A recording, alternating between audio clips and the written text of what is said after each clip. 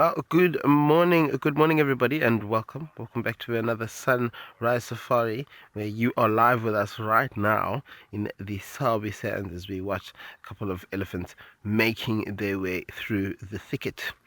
Hello everyone, my name is Eric, joined by Khat, who is on camera, and this morning we are really out and about and off to a good start with some elephants, a small little family, only three of them, and they have been digging around here in a bit of the thicket.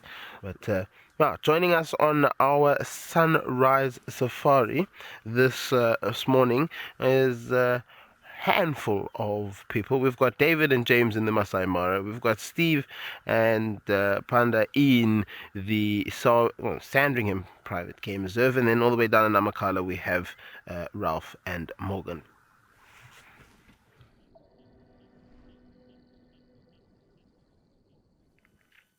So not quite the predator that we're after, but a predator nonetheless. A little black-backed jackal. The trickster of the bush. Probably mostly eating rodents at this time of the year. A couple of spring hares mixed in between. There are lots of spring hare on this side. They've got to be quite quick though, because those spring hares disappear down the tunnels at any sign of danger. But jackals, contrary to common belief, are not only scavengers. I've seen them hunting springbok in Etosha on multiple occasions, and they even chase and work together as multiple different territorial pairs. As the springbok runs through their relatively small territories, they all take up the charge and chase on together. So don't think that jackals are only scavengers. Just like hyenas, they can be excellent predators when they want. Now, I'm getting fogged up a bit. We are getting rained on. It's not too heavy just for now. But we're going to maybe just try and see if we can find this female. I'm thinking she'll probably be curled up in a ball. So Lulu, yeah, these jackals, they do seem a little bit smaller than the ones that you get in Etosha, but nonetheless, I'm telling you, they are excellent hunters when they want to.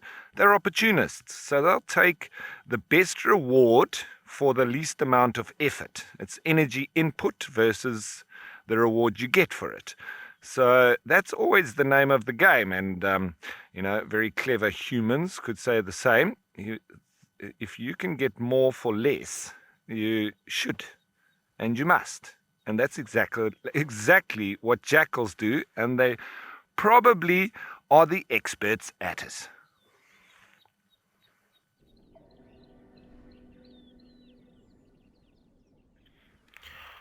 Wow, ladies and gentlemen, you can barely see it, but have a look at it. We've got three little baby crowned lapwings there, and that's one of them over there. Oh, it's so cute.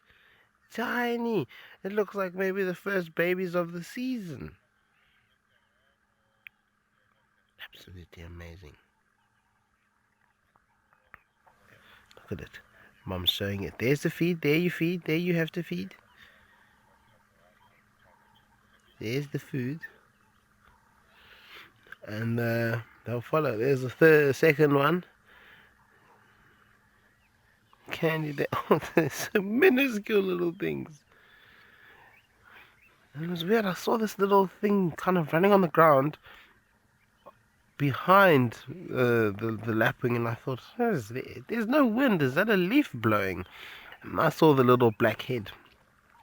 So even at this age, you can see they've got that little crown on top of their little heads, but they've got the little speckles on the back, a little white sort of neck. So if they lie down in this very, very short grass, they in theory blend in very, very well. does seem like absolutely such precious babies. And this really reminds me of the time where we had that nest of Senegal lapwings um, last year, and how cute those little ones were, and how they used to just run around. I mean, first it started off with the eggs and the nest, and then it moved on to the eggs hatching. You know, unlike a lot of different birds, the parents don't supplement food for them. These babies almost start feeding for themselves very, very quickly.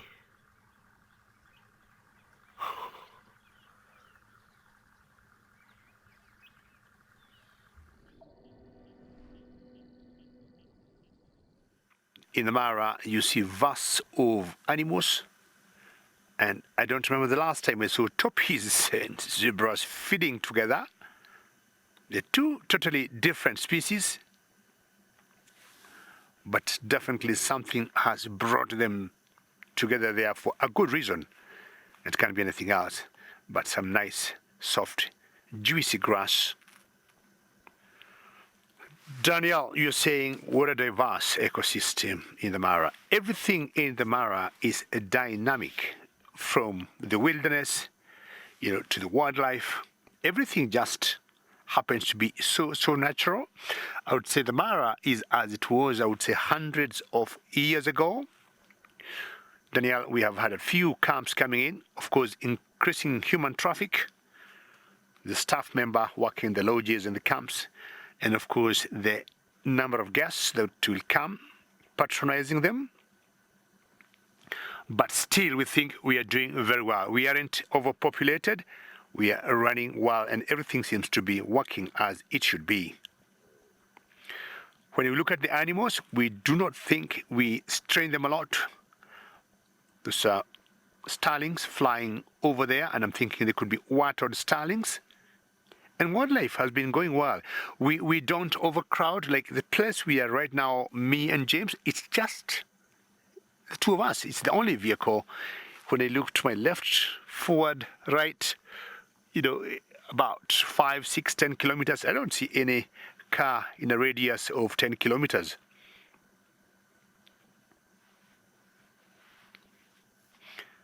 A bit strange, I would say, for me to have these two species together. We have always seen zebras and wildebeest. They tend to tag along very well, but tortoise and zebras, not the last time I remember saw them feeding together.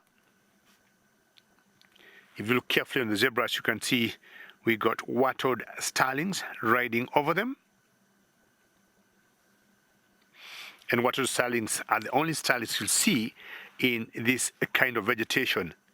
Most of the other starlings, especially the superb starlings or the Hildebrand starlings, will be seen in very short open grass. We've got some toppies that are just running and trying to imagine if the toppy boys come for them, or the paradise pride. This is how we're going to take off from them to live another day.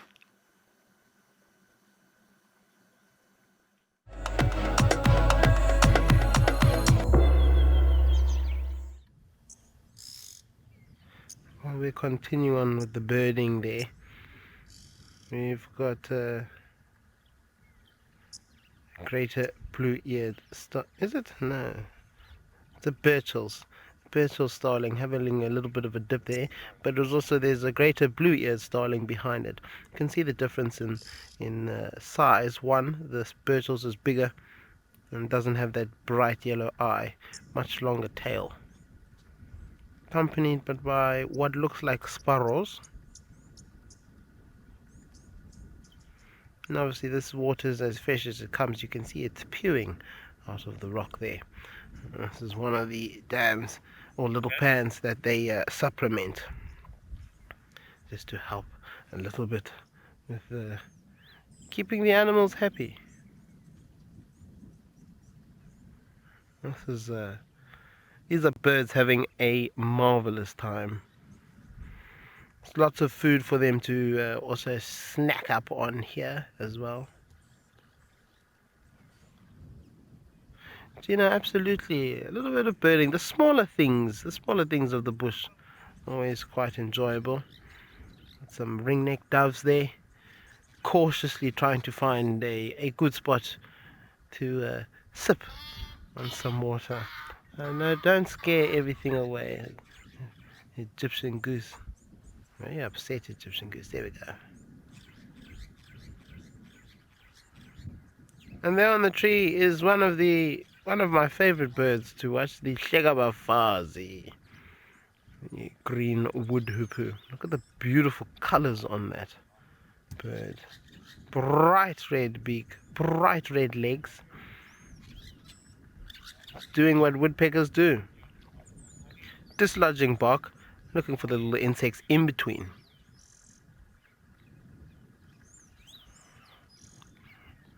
And this is what they spend their day doing. Scaling the sides of trees, looking for a potential meal. Obviously not just this. You'll often find them sort of sitting on top of the branches, also looking for food.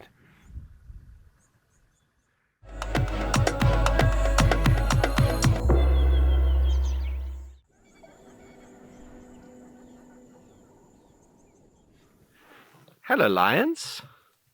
Okay, so let's see. How many are there here?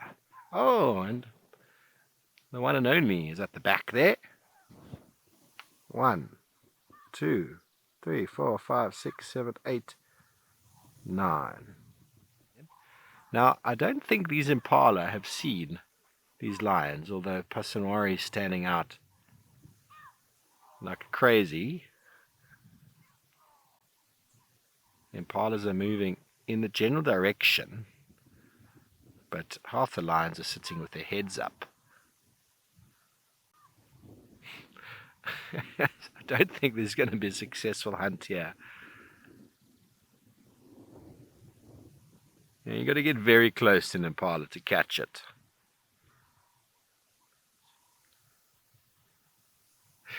Well, the baboons are up the tree on the other side, shouting at our lions. I've managed to see them. They're feeding on the new shoots of a jackalberry tree, but it's not a very good view. But every now and again, bow, bow, as they see these lions cascaded across the landscape here. Here he comes, the one and only.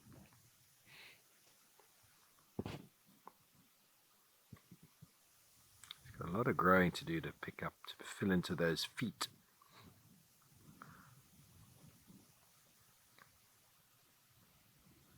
I always tell a male versus a female about the size of the feet.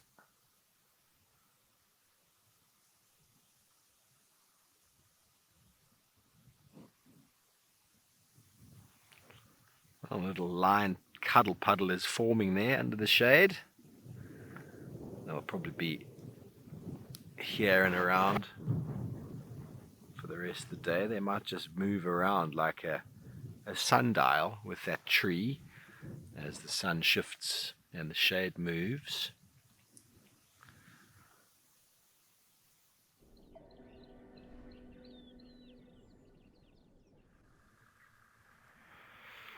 Oh, out here, tall trees are always useful. Whether they're dead or alive, they are used as observation points. And this particular tree here is being used as an observational point for a rather large, big bird, the black-chested snake eagle, which is a beautiful, beautiful bird. Massive, but a beautiful bird.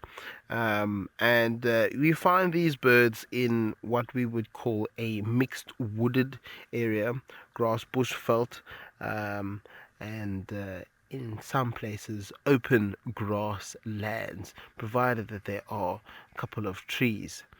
Found in most of South Africa. Now, there was a question are snake eagles protected from the venom of snakes. There is they are not protected. I mean, obviously they've got very scaly legs, which can, if a snake bites the legs, it's not necessarily generally a problem for them. However, the rest of the body is still at risk of being bitten, and should they get bitten by a snake, it can be the end for them. So they are not immune to a snake bites. They are just professionals at dealing with snakes, and know exactly what they need to do in order to avoid them.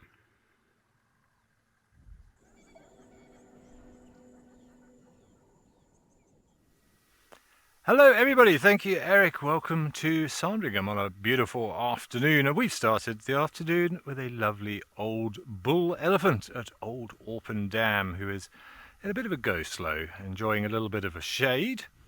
But my name is Ben. It is lovely to be back again on Live Drives. Very much looking forward to exploring Sandringham. This is my first trip here, so Panda will be my guide. Hello, Panda. And he is going to ensure that I don't get too lost, hopefully. But I'm very excited. I've heard lots of good things about how beautiful this reserve is.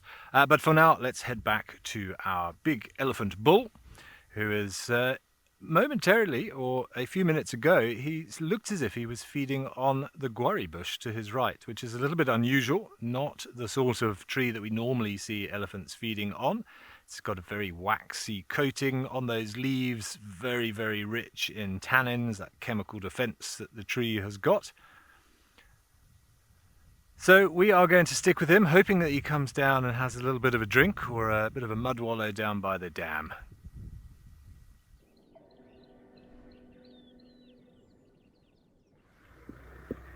Oh, well, we've found ourselves a small, or not a small, a little family of elephants, and a little baby Martin, who's been chasing starlings around there, not too happy with the starlings. You can see how warm he or she is, flapping those ears constantly. There's been a breeze that's kicked up. There wasn't a breeze when we first set off this afternoon, and now there is. This lady seems to have a bump on her belly there. I wonder what that is.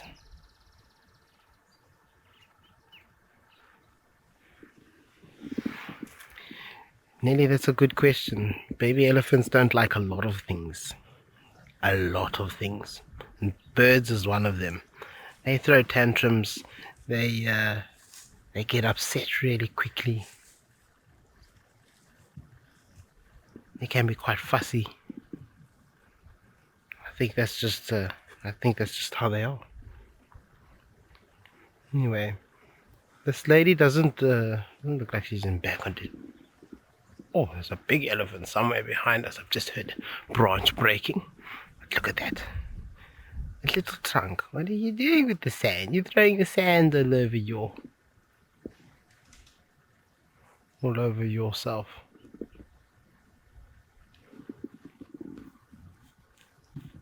Or at least trying to it.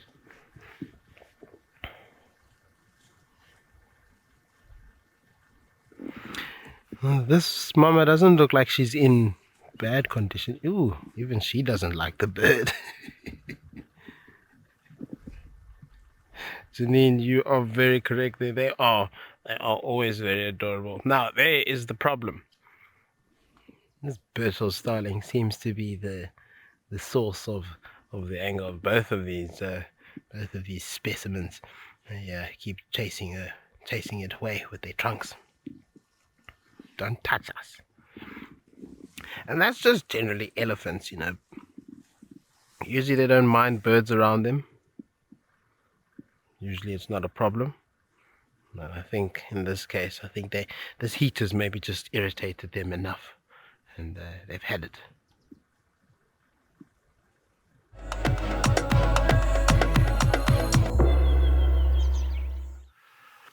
But I'm very happy for these giraffe with all the trees blossoming. This is a russet bush willow that is blossoming. There are little flowers everywhere, and the giraffe is having an absolute field day, lassoing these branches with that long tongue and stripping all of those blossoms off in his mouth. Inadvertently, I'm sure, assisting in pollinating the russet bush willows as well. He'll be getting pollen on his face, so when he feeds on another tree, he'll be passing on that pollen to other plants. So it is not just the insects that are also involved in pollination. These mammals can also play a small role. But it looks like a young male.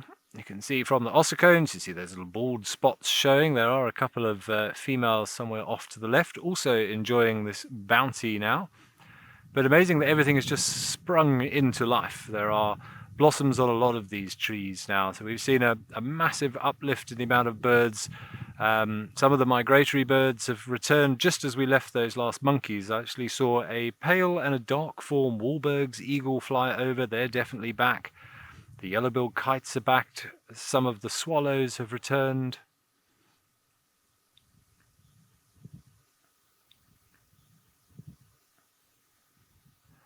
Theodore, which tree is the most important for the survival of the giraffe? Hard to say, Theodore, but they do love the acacias in general, and they have a particular love for the knobthorn trees. Another one of the Acacia nigrescens. That is probably their favourite food source.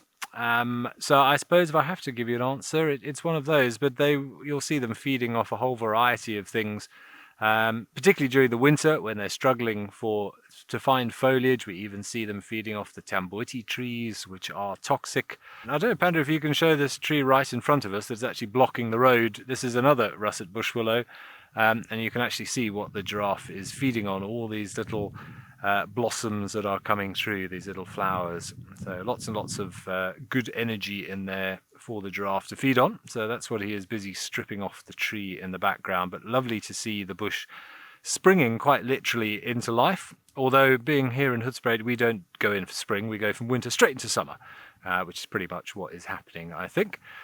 But, here comes the giraffe out into the open. Hello, young man. Beautiful.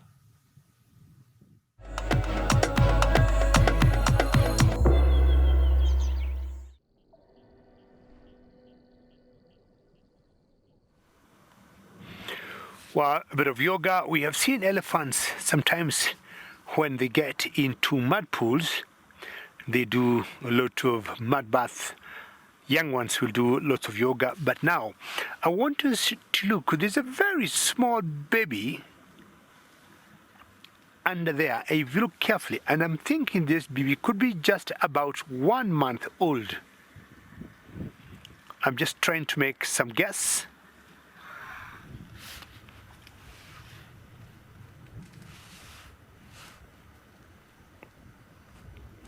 Let's see what happens as they move towards us.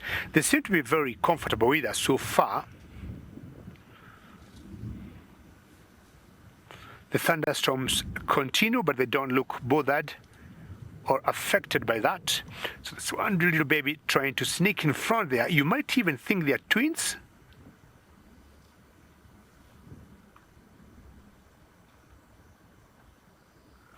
So one young one is playing with the big one there, putting her trunk on top of the other.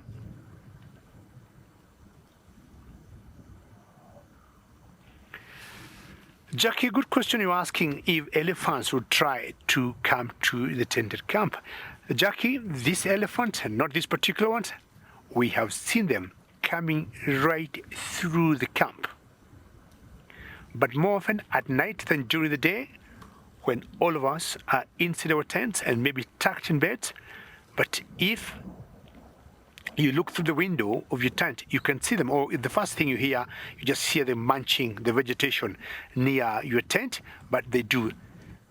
But we have some rangers who stay with us, and they usually keep an eye. And of course, during the day, everybody behaves well. They don't come really right in the camp, but very close. Lee, the tuskers here are huge. Lee, I think James will show you. Oh, Lee, look at that baby before we talk with the tuskers. That's the baby I've been wanting you to see. Very, very tiny. Look at her. Not sure she knows what is happening in the world. But she's full of life. You're not sure that elephant there had some sort of tumor on the back right leg.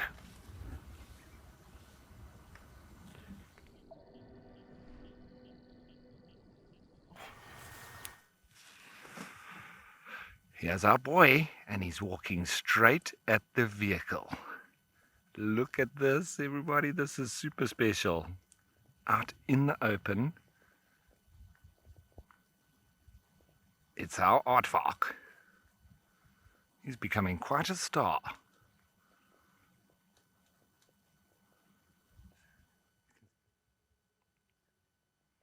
Lily, it is epic indeed. And you ask any guide out there to spend time, and I mean, we're the guys that live out here in the bush, to spend time with an Aardvark is probably the one of the rarest things that guides get to do. So that's why it's top of our list. Aardvark, pangolins, brown hyenas, caracal, these are all the rare species that we don't get to spend much time with. So when we do, we need to make the best of it. And this guy, obviously, showing up pretty much almost every day. I wonder if he's going to be less active when it gets hot or heading into the summer months. Maybe he's going to be active a little bit less during the day and more so at night.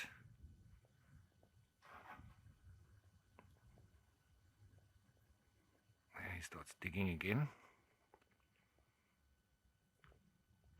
Getting that tongue to work after he's had a few scratches. Catherine, super interesting. And part of its own order, the tubular dentata. Obviously with that long pig-like snout and the very long tongue.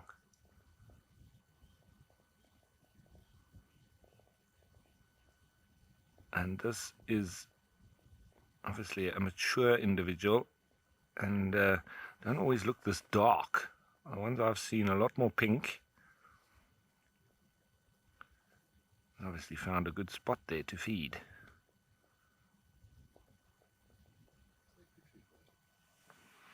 And there comes the secretary bird. Okay, so the sighting just got even better. I wonder if they're going to interact.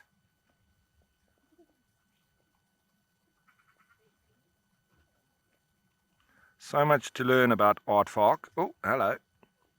Has that secretary bird got a nest? It looks like it might be landing itself on one.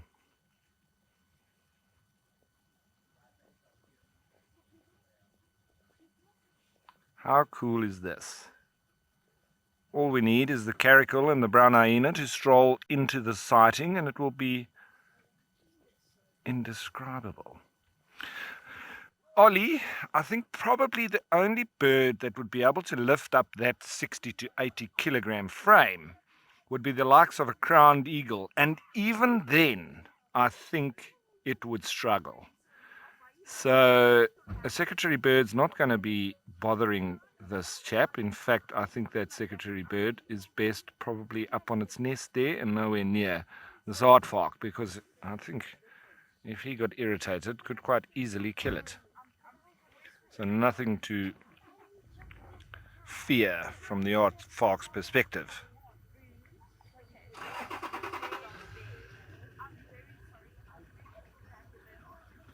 What a crazy sighting.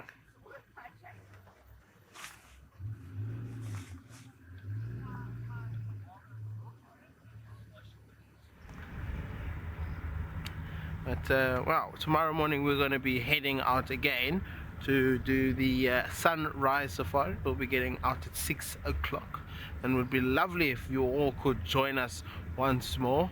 We love hearing your questions and comments.